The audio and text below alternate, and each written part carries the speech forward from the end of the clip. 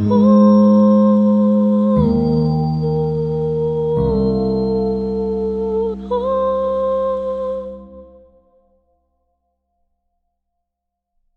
now we'll have the guest talk by Srimati Sasikala Ramaratnam ji.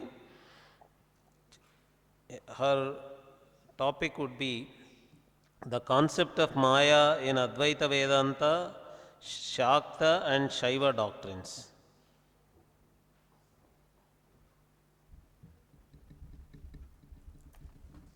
Thank you very much, sir, for just giving me the opportunity to talk.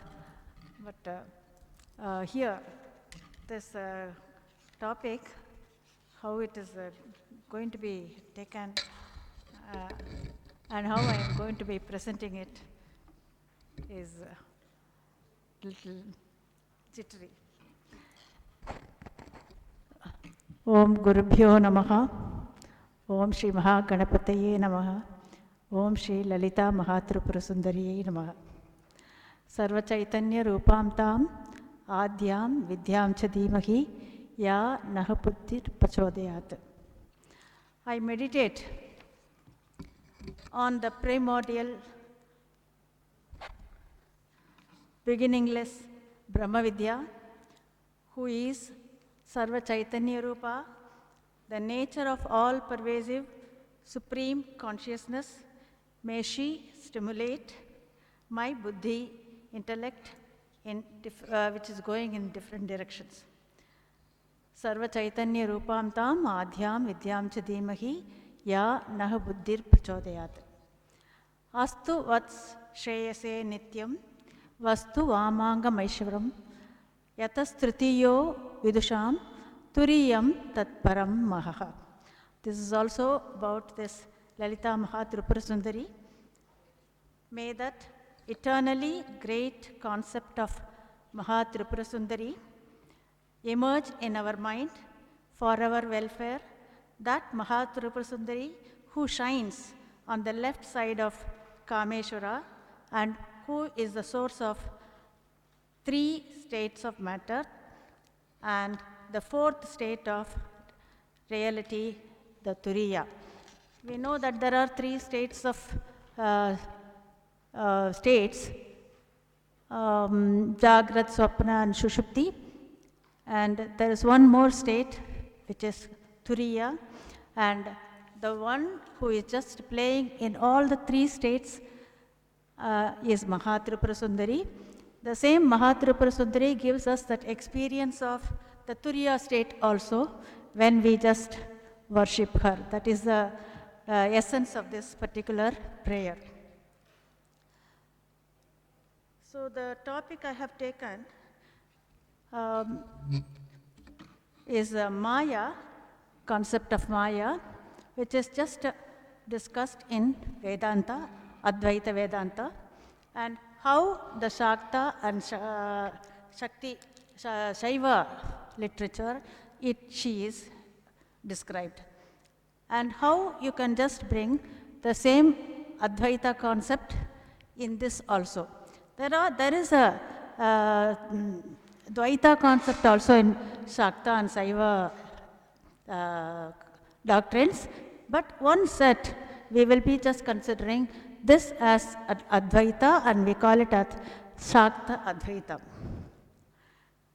So what Shankara, Adi Bhagavat Shankaracharya has just propounding in all his Prasthanatraya is that the absolute reality is one and there is nothing other than that, and there is no subject-object relationship in that sense, and Maya is just an anirvachaniya who cannot be expressible. She is Asat and also Sat, and she is just Brahma Ashrita, and she doesn't have a separate existence of other than Brahman. So Maya is nowhere in that, and this Maya which is described in Advaita Vedanta has to be overcome by saying I don't want this neti like that. This is not that. That is not that like that. You go on negotiating, negating all that, and renounce all the things outside and then reach that state of Brahman. That's a little difficult concept as such, for it doesn't happen to every one of us. It's very, very difficult for an ordinary person to just renounce everything, because we have to, as long as we are living in this world, we will be having transactions, and it is a transacting world, and we cannot just leave everything and then just take it, and it is not possible for everyone. But Shakta literature gives this, negates this, and it says it is possible and it's a birthright of every individual, irrespective of caste, gender, and any other. Everyone can just take it and then reach that state. That is, you don't have to just renounce anything in this world, because you take everything as real. There they say it is mithya. Here you take everything as real, and that reality is the one you just see as the primordial reality, and you just take them like that. And that's a very beautiful concept which is just describing. Let's see how it goes. First slide. Third slide onwards we'll go. The Advaita of Tantra, specifically Shakta and the Kashmir Saivas, differ from the Kevala Advaita of Vedanta. Kevala Advaita means what Adi Shankaracharya has just described in Prasthanatraya, it is Upanishads, Bhagavad Gita, and Brahma Sutra. And all these three things he describes Maya as Anirvachaniya, Agatita Gatana Patiyasi Maya. And in that case, the whole world is unreal and it's mithya, and the only one is a subject. There is no object relationship there, only subject remains. When the Brahmana knows only one is there, there is nothing other than that. It will not see any other. It cannot see also. So that is what is Kevala Advaita propounded by Shankaracharya. Here, the peculiarity of Advaita of Shakta schools lies in the fact it neither advocates the path of knowledge by renouncing, nor the path of devotion bereft of knowledge. Advaita Vedanta of Shankaracharya says Jnana Karma Samuchaya is not possible. Jnana Karma Samuchaya means karma and jnana cannot be combined together to reach the universal bliss or state like that, or you too become Brahman. So here the karma here is given as the external work like bhakti or devotion towards God, puja and dana, and then upasana. All these things are karmas only. And any karma that you do will be having a sphala, that is the grace of God.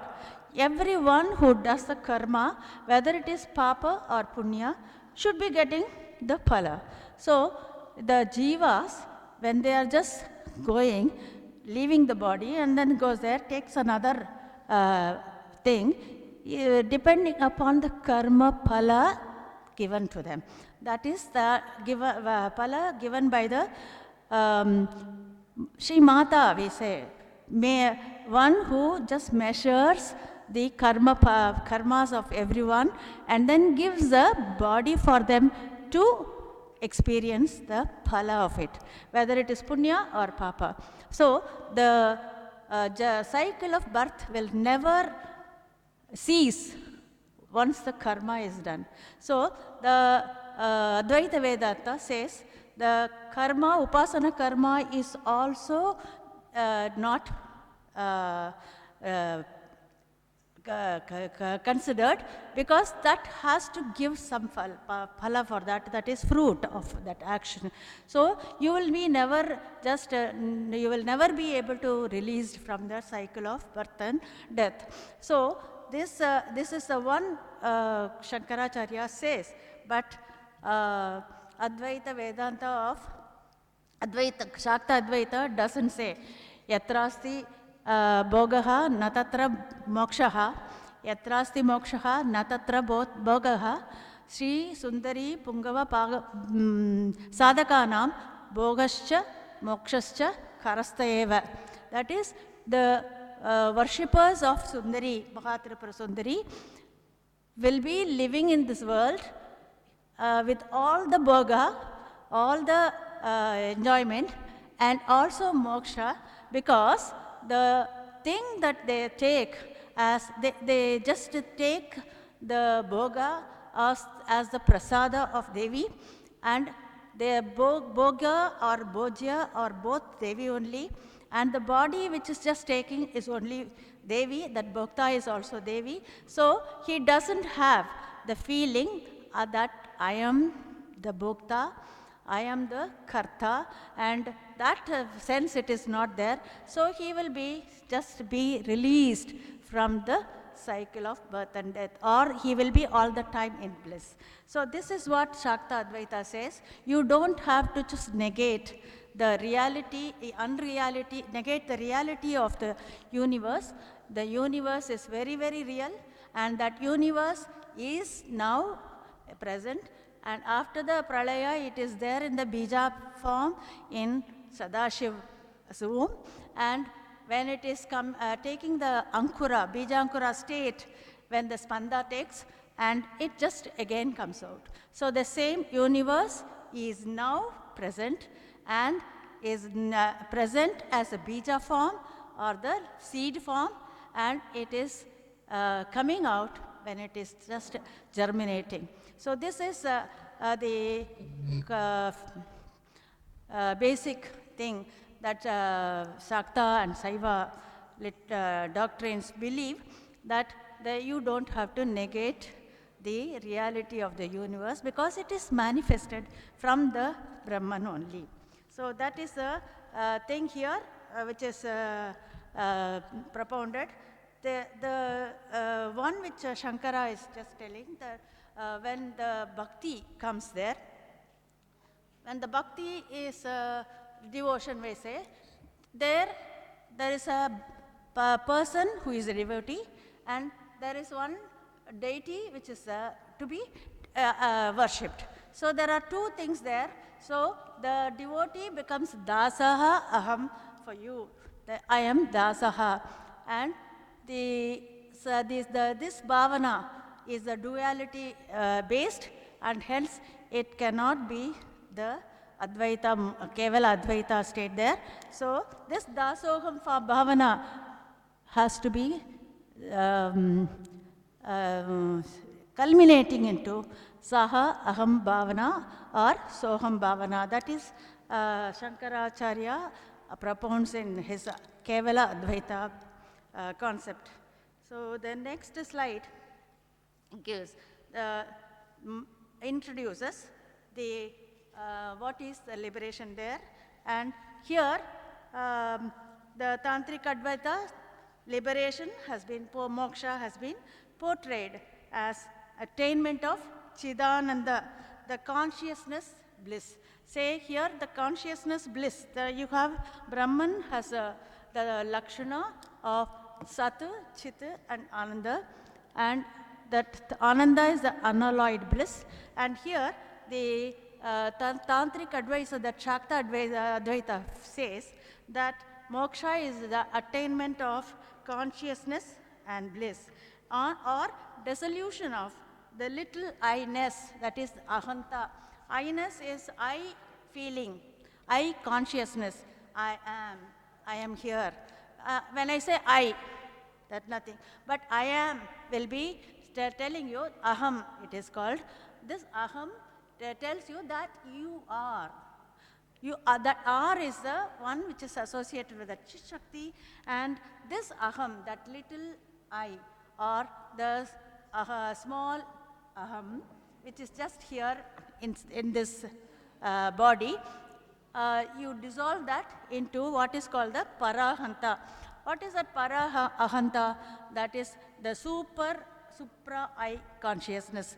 What is that supra I consciousness? If you just say the Brahman, which is changeless and everything, it is having all the vibhutis, sarvajnatvam, sarvavyapakatvam, sarvatriptikaratvam, everything you just say.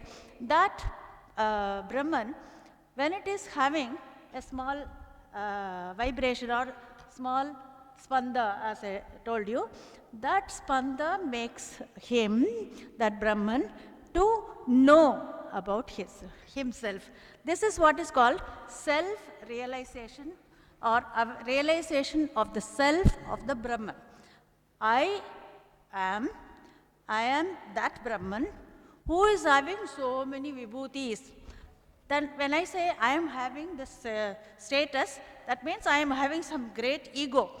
Isn't it so? So the same way, Brahman, when he is just thinking that he is there, I am there, and I am having this much vibhutis, that is a Brahman associated with that ahanta, or that ahanta is just caused by the consciousness there, and that is the chit associated with that sat. So these two together produces what is called the aham principle. That aham I am, that aham is the one which is just taking the form of the ardhanari swarupam, the one chit, sat and chit together, sat and chit together, which is inseparable.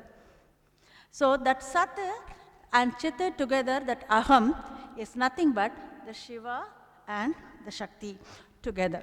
So the Shiva and Shakti together are produced immediately as inseparable pair, and that is the concept of aham. So this ahanta is called parahanta, or parasamvit, or parashakti, and so many names you can just give, samvit and things like that. So this is the main principle. These two together, when I have that vibhuti, when I know myself, when I know about everything, I am in the state of great happiness. Small I am just having this, and that feeling will give me a lot of happiness, and this small happiness is never compared with that happiness that Brahman is having. That happiness is unalloyed, without any impurity, and without any dukkha. Iota of dukkha is not there. But here, in this, there will be something after some days, something else. So this is with a small amount of pleasure, or a small amount of pleasure which he is experiencing is given to us. So when this ananda is just experienced by me, now, when I think it is that small fraction of ananda which that Brahman, that aham, is experiencing, then I will know I am not having that. So I will now crave for what it is. That is the thirst and craving for getting that unalloyed bliss. That makes a micro individual to just search for it, and that craving will just make him go there, and that aham is the Shiva Shakti. So that parahanta, or the bliss that is just experiencing, is the one which is pointed out in the Tantra and Saiva, Advaita of Shakta and Saiva schools. So in Kevala Advaita, what is that? Brahman is one changeless subject, and the Maya is quite another, which is anirvachaniya. You cannot just tell what it is. Now it will be like this, now it will be that. We cannot say how it is expressed. And sat, and sometimes it is sat, sometimes it is asat, and that is that principle. And Maya veils Brahman. Maya is having the capacity of concealing the real nature of Brahman, and this Maya is having two properties. and two gunas. One is the avarana, veiling. So, say, like a cloud covering the Surya, and you don't get any light directly coming. By removing that cloud, that removal of the cloud will just show like that. So this Maya, Vikshepa, Kavarana Shakti can be removed by some practices. And there is one more Shakti which is called Vikshepa Shakti. That is, it will show that second one is a very, very difficult thing to remove. That Vikshepa Shakti is the projection of Brahman, projection of something other than Brahman on Brahman. So it covers, and more than the covering, it just puts some other face on that and then say this is that. So this is a very difficult one. These two Shaktis play very vehemently in so many jivas, and they have to remove both those. That is what Advaita Vedanta, Kevala Advaita Vedanta says. So let slide 4, you can just go. Here,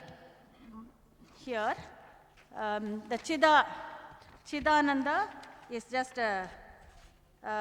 consciousness bliss I was telling, and this dissolution of little eyeless, that little ego, with the supra or super eyeless, or the Purna Hanta we call it, that Purna Kantha, that is called moksha or liberation. The aspect of consciousness here, aspect of consciousness is the part of that which is the principle of consciousness is called a Chit Amsha of that. And the Chit Amsha and the Ananda Amsha both are just seen there. And here, the Chit Amsha is the knowledge portion or consciousness portion, and that of bliss, that is Ananda Amsha, is devotion. So here, the Tantras say both devotion and the jnana, that is consciousness, both Chidamsha and Anandamsha, both together, knowledge as well as the devotion, both act together to give the liberation for the soul. So there, devotion does not work. Here, both of them together will just raise the individual to the very high state or the released state. So this is the main difference between the two. The perfect I-ness or the supra I-ness or the super ego, which marks the limit of knowledge. So beyond that there is no knowledge. That is the limit of knowledge, highest knowledge. Also marks the limit of devotion also. There cannot be any bhakti above that. So this is what is given in Narada Bhakti Sutra and Kakabhushandi Sutra and all that. There are two types of bhakti. One is apara bhakti and para bhakti. So in para bhakti, there is no limit. I mean, there is no higher bhakti there. So that is just given here. That is, there is no limit, higher limit than this apara bhakti. So these two work together on a person to give moksha now here. So this is why it offers a congenial ground for synthesis of two, knowledge as well as devotion, jnana as well as karma. Jnana and bhakti, we say. Karma, bhakti is taken as karma. I'm just telling it as karma, but bhakti is karma only, but still jnana and bhakti, that is selfless, apara bhakti is not there. Para bhakti together will just release a person from the bondage. So here the element of consciousness, that is the Shiva state, and that of bliss, Shakti state, stand fused. I hope you understand this now. Chidamsha and Anandamsha together form this and gives that Chidananda state there. And here Shiva state is the consciousness state and bliss is the Shakti state. Both of them stand fused together, instantly turning it into synthesis of devotion and knowledge, and or equipoise of Shiva and Shakti. So Shiva and Shakti together gives that Chidananda in each of the individual who is just having knowledge or the jnana and bhakti together fused. So this is the main difference between those two. And Brihadaranya Upanishad says, other beings live on the fraction of that great bliss. I told you, small fraction of that great bliss is enjoyed by us now. But that bliss, there is no limit. So the bliss of Shiva and Shakti are one and the same, for they are inseparable. Hence, she is called Ekabhoga in Trishati. Lalita Mahat Trishati is there. And for Eka is Ishvara, and Bhoga is Swaswarupananda. It is my Swarupam, so it is that. Eka, only one. So this Eka Bhoga is one of the names of Trishati, which corresponds to the letter E. Kayeyi, Lagarim, like that. So the Nyaya and Shankya say that the chief end of man is absolute cessation of pain. That is dukkha nivritti. Sankhya says there should not be any dukkha for me. That is a liberation. But Vedantins, going beyond this negative definition, say that all pain having sublimated on unity with the Supreme, and the chief end is that positive, unalloyed bliss. Nitya Sukha Prapti. Nitya Sukha Prapti is nothing but bliss. Without an iota of dukkha. Say usually Dayananda Saraswati Swami will be saying what we are just experiencing as sukha is very, very fractional. Sukha, dukkha, dukkha, dukkha, dukkha, sukha. Then dukkha, dukkha, dukkha, sukha, like that it will go.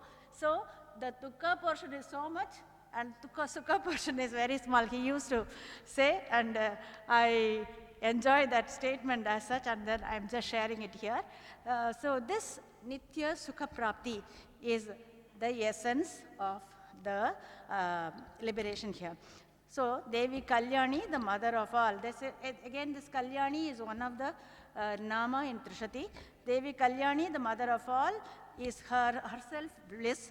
That is, all bliss from earthly bliss, the Bhaumananda, to the Brahman bliss is Devi only. As the commentator Shankara Bhagavad Pada says in his commentary, Trishati, saying, who else can make us breathe? Who else can make us live if this blissful ether were not? That is the Bhashya he has given for Trishati. So next slide, 5. Play of Maya in Tantric, in Tantric and Sri Vidyantatra. In this, should I stop, sir? I think. 17 slips, why is up there? Okay, very quickly I will go. The play of Sri Vidyatantra, it says, Maya plays a role just as the cause of the universe here. And in this, in his words of Woodruff, John Woodruff, or the Avalon, this as the creatrix, that is one as a creator of all the forms, the Divine Mother is Maya, and as the produced individual form, all these other things, she is Avidya, and as the liberatrix from the ignorance of all forms, she is Mahamaya. This Mahamaya, there are 3 gradations here. The Mahamaya state will be working on the liberating people who are her devotees, and the form giving creator of the entire universe, she is Maya, and the people to put them in the mohic state, she is Avidya. That's what it is given. The universal consciousness Chit appears as witness in the gross, subtle, and causal bodies, is a resident of 3 bodies, and we call her as Lalita Mahatripuradari. She plays in the all forms, starting from Sadashiva, she plays in all the 3 bodies, three bodies here is the Sthula, Sukshma and Karana Shariras. In all the three bodies, she is the witness consciousness of all that. Starting from Brahma Kota Koti Janani, from Brahma, Sadashiva to this, and she is playing in the mind of Sadashiva to just create this entire universe. So I think I will. Would you like to stop or? I have so many. Sorry, okay, I'll just try to just compress it quickly to 3 minutes. So she says, Shakta Tantra says that Shakti is operating as Chit and then Maya, and this that Chit and Maya here is Chit Shakti and Maya Shakti. Both are there, and there are 36 tattvas in Saiva and Shakta. There are 5 tattvas which are very, very pure, starting from Shiva, Shakti. I think we can go over the next one. Shiva, Shakti, Sadashiva, Ishvara and Sadvidya. In these 5 things, Chit Shakti is just the Maya Shakti conceals herself with Chit Shakti only. So there is only Chit and Chit Shakti, which is very, very pure without any impurities. And there are only 2 things, the subject and the object there, and they are inseparable also. So you see that the power Shakti and the possessor of power Shaktiman are one and the same, and this is given by Shaktihi, Shaktimador Abhedaha. So you cannot just say separate Shiva and Shakti separately. And the one is Shaktihi, Shaktimator Bedaha, Vadanti Paramartataha, Abedam Anupashyanti, Yoginaha Tattva Darshanava. Those who are thinking of those tattvas, they will never see the Beda between Shakti and Shaktiman, Shiva and Shakti here. But all other people who do not know this, they will be seeing them as separate. That's what is given here. And Shiva, when you just consider Tattva Shiva, we call it the 37th concept, which is Atattva, which is immense, changeless, and everything you attribute.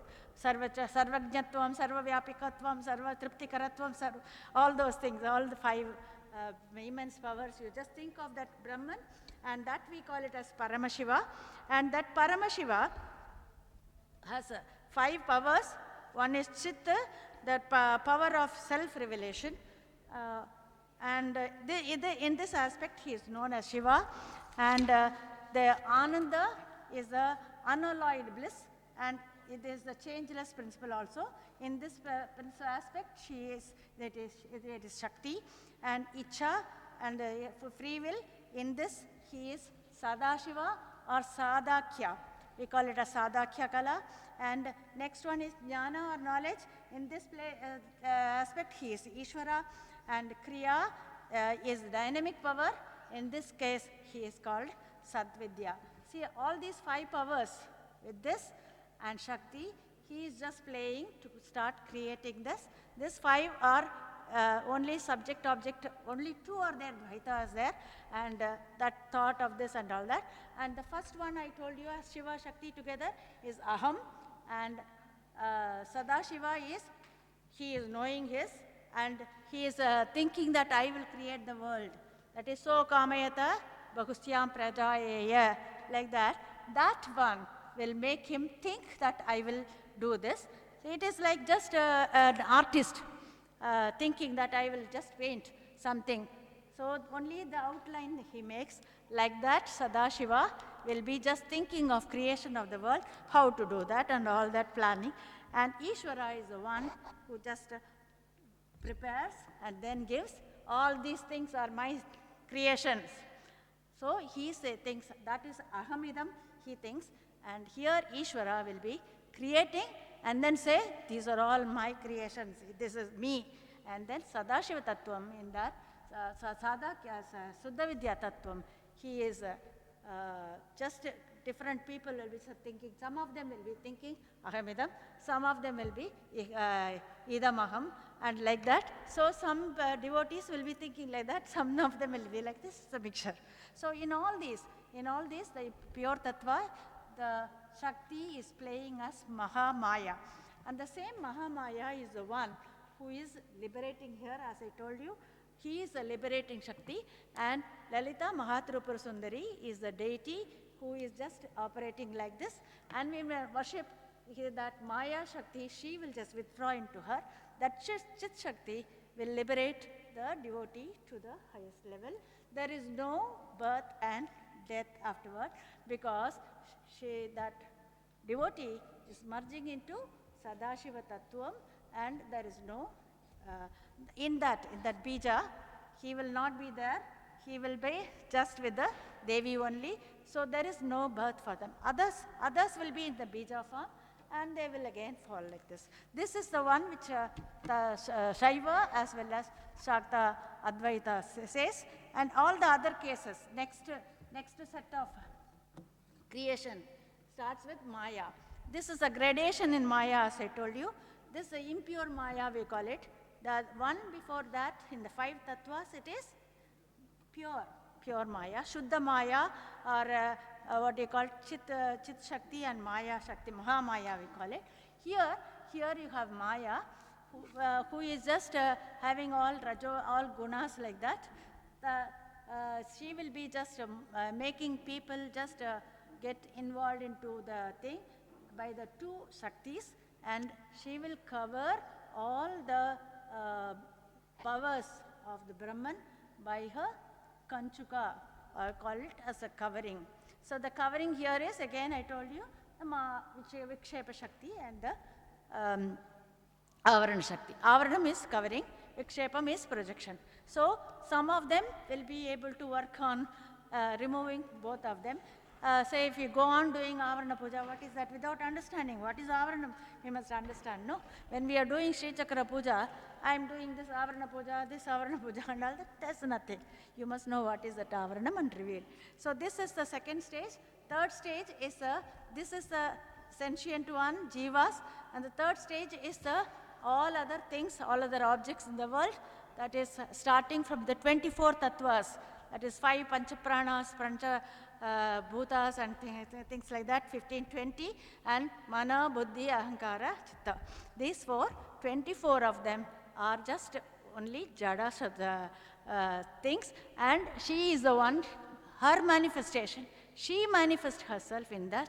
So when we are thinking that this is my object, and it is not something, it is her only, and I am also her only, this body is also like that. If you just imagine that everything in this world is Shiva Shakti combination, and if you just practice like that, there will not be any difference that this person is that, and you know, Devi is Karunamayi, and that Sarupyam and Sagunyam, everything will be coming to you, because you are thinking like that, everybody is the same. I am also that. Aham Lalitaiva idam sarvam, if you are instead of thinking like that, if you think Lalitaiva aham sarvam. So when I think Lalitaiva aham sarvam, I will be having Sarupyam. There are 5 stages of mental liberation as such. Sarupyam, I will be like her only, and Sagunyam, the same way, the same Karuna, all that manifestation of her compassion and love, and the Prema, all these things will be there. Next, so many other things, Sayujyam and Samrajyam. Samrajyam is the highest one, Samragni, she is Samragni, you become that. So this is a very, very easy way of doing that, once you know the tattvas and then do that. There are so much in this. I want to just conclude before that. The Maya stages as such is something. Here, the Maya here is the one who is concealing or who is putting you in this world. The same Maya, with the same Maya, you get jnana and then get that liberated.